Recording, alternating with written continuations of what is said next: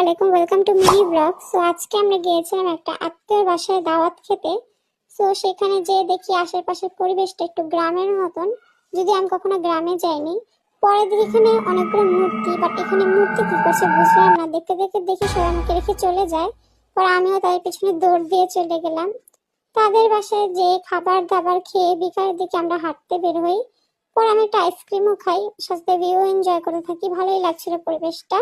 আমরা গেছিলাম গত বছর ফাল্গুনে, তাই আমি হলুদ ড্রেস পরেছি। পরে দেখি কি এখানে অনেকগুলো হাঁস মুরগি ভাবে করছে, তাই আমি একটা ক্লিপ নিয়ে নিলাম।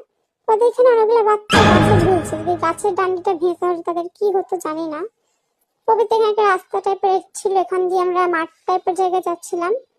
পরে এখানে দেখি পুকুর নাকি যায় না, আমি কেউ কিছু বললেন, আমি জানি না আসলে কি। পরে দেখি এখানে একটা ফুল ফুল না। পরে আমি বাসায় চলে যাই। আজকে এ পর্যন্তই। Thanks for watching.